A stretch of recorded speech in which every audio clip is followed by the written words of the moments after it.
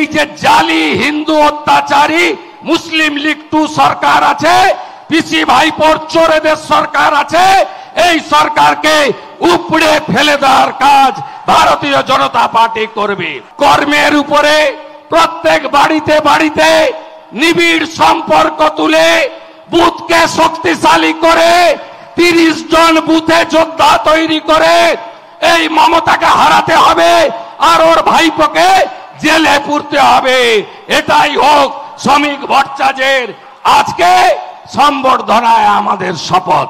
পশ্চিমবঙ্গে নরেন্দ্র মোদীজির নেতৃত্বে একটি রাষ্ট্রবাদী সরকার আমরা তৈরি করব, যে সরকার সংকল্প পত্রে প্রত্যেকটা কথা অক্ষরে অক্ষরে পূরণ করবে। এই বাংলায় কোন কন্যা সুরক্ষিত নয়, আরজি করের অভয়া সুরক্ষিত নয়, কালিয়াগঞ্জের তামান্না সুরক্ষিত নয়, কসবা ল গার্লস কলেজের ছাত্রী সুরক্ষিত নয়।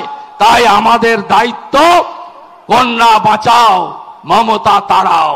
গত লোকসভাতে 12টা সিট বিজেপির ক্ষতি করেছে এই মাকুরা, যারা টুকরে টুকরে গ্যাং বলে, কাশ্মীর মাঙ্গে আজাদি বলে, অপারেশন সিঁদুরের বিরোধিতা করে, পাকিস্তানে জল বন্ধ কেন, মোদিজি জবাব দাও, এই কথা বলে।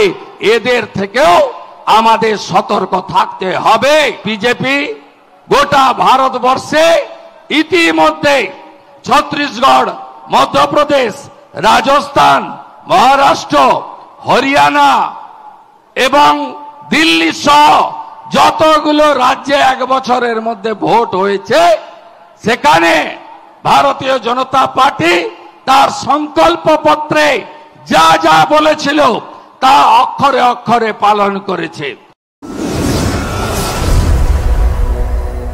আপনারা দেখছেন বর্তমানসময়.com।